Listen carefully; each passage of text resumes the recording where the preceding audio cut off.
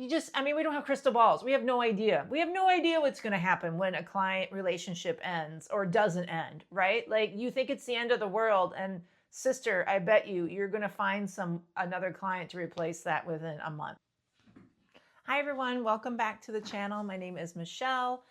I am a boutique PR social media agency owner with 15 years of experience, and I started this channel because I wanted to share my experience of running a business and a solopreneur business and share my insights with you. And today I want to talk about how to know when to fire a client. So I just did a video about the red flags that we need to be aware of when it comes to working with clients. And not every red flag means, oh my God, you shouldn't be working with that person anymore. But if you have enough red flags, it's kind of like a relationship, right? If you have enough red flags that pile up on top of one another, it should lead you to a logical conclusion that maybe this is not a good working partnership. And of course, all this is dependent on how much money you're getting paid with this client. So sometimes the money outweighs the BS that you have to deal with. And that is up to every consultant as to where that resides, where that lever is. But for me, I do have a low threshold, I think, for shenanigans. So, and I've had to fire clients. I've had to have breakup conversations with clients, and I may have to have one here shortly with a client that I'm currently working with. So it's kind of why this is top of mind. So how you know it's time? I kind of said this before. I think it's just when your BS meter just gets up to a certain threshold and you just can't take it anymore. If they are abusing you, and by that, I mean, it's a strong word to use, but by that I just mean, like, are they, you've consistently asked them not to text after hours and they continue to do so, or they text on weekends, they continue to do so. They call you all hours of the day. They give you work that they expect to just have done with the drop of a hat. And for most people are pretty good about understanding that this is a consultant relationship. You have other clients, you have other work to do. You may not be in the office that day. So, you might be getting a massage, whatever it is. We don't judge. Kind of have been weighing in the back of your mind. Like you probably been mulling it over. And either the money is good and you're like, well, I can just figure this out for another couple months, or our contract, we have another 6 months left on the contract, so we'll see what happens after that. If the money is good, then it makes it a little harder to break up. But if the money is bad, it makes it a little easier to break up. And so, and that's what the current situation I'm dealing with. I have a client that's really not paying me much of anything, and it's weighing on me, and I'm not doing a lot of work for him either. Like the work that I'm doing and what I'm getting paid for are actually equal.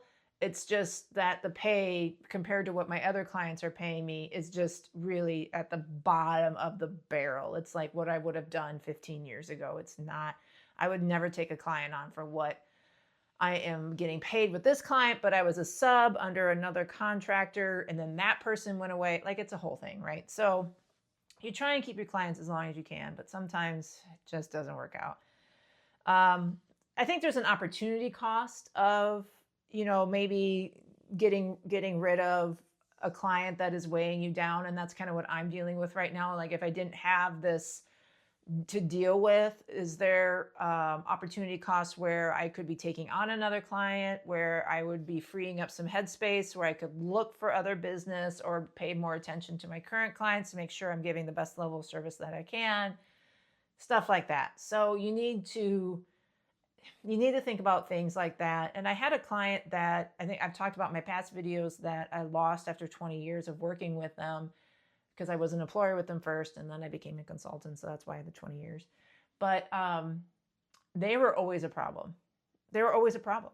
And they always took up a lot of space in my head. So this January, when they actually ended the relationship, I kept it going because the money actually it wasn't great, but it was good money. And I kept it going. But so this January, when the relationship ended, I didn't realize how much headspace they had taken in my world. Like, I had no idea that I was so tied up with them. Like, I think it's because I worked with them year after year after year, and it was just a routine, routine, routine. This must be like when people like retire, like how they feel. I felt so free. I also felt really bad because obviously I lost that income, but I felt so free. And so then I decided to start this YouTube channel, and I also decided to get my MBA at 49 years old. So looking back 6 months or 7 months later now, like I am grateful that that relationship has ended, because this is propelling me into a whole new dimension, into a whole new thing. And that's the thing, I mean, we don't have crystal balls. We have no idea. We have no idea what's going to happen when a client relationship ends or doesn't end, right? Like you think it's the end of the world, and sister, I bet you're going to find another client to replace that within a month, right? Especially when you start telling people, oh, I do have some extra time now. You don't have to say why. You don't have to tell them why you have extra time. No, you just, oh, I have some extra time now. Okay. And I can take on more work. Okay. You don't have to tell them why, oh, I lost clients or blah, blah, blah, or this one stepped down or whatever it is.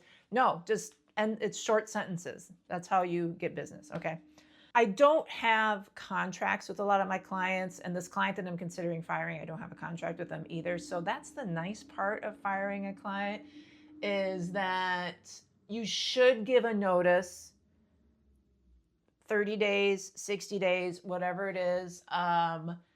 Depending on how friendly you are with that person, you should probably do this over phone and then follow up with an email. This is going to really bother some Gen Zers, I think, but you should really do this over the phone so you can have a face-to-face, or a Zoom, so you can have face-to-face conversation. At least give them, they shouldn't be shocked. Let me put it that way. They shouldn't be shocked that you're asking to step back from the business. They should be like, okay, yeah, no, I get it. I've been a bear to work with. This has been a really long, this project has really not come to fruition like we wanted it to, or, whatever it may be. This should not be, if this is a shock to them that you want to fire them, then that's a problem on you. Like, why did you not tell them that you've been struggling with whatever it is? Why haven't you been vocal? Why haven't you been communicating? So that's on you if they're shocked by this. So they should not be shocked. That's why a phone call or a Zoom, and then follow up with an email so that there's something in writing. And I think 30 days, I don't think you need to do 60 days. 60 days is standard in a contract. Like I said, I do not have a contract with this particular client. If you don't have a contract with a client, 30 days is fine. Or just finish out the end of the month. Like you're talking to them at the beginning of the month, like, look, let's just finish out this month, and you'll pay me for this month, and the end. And the whole point of obviously giving them enough time, having the conversation, is that you don't want them to badmouth you. I don't like hearing people badmouth other agencies or consultants, because it's kind of like when you're talking to someone about their ex-husband or ex-wife and they're badmouthing that person. Like, you don't know that person. Like, you don't know what the deal is with them. Like, the person you're talking to might be the crazy one. The person that they left might be the sane one. And that's the same thing in business. Like, you don't know how crazy this current client is, and maybe how sane that agency was, or vice versa. I mean, the agency might have been crazy, and they might have been overcharging. They might have been doing whatever it is that they said that they were doing, right? Or not.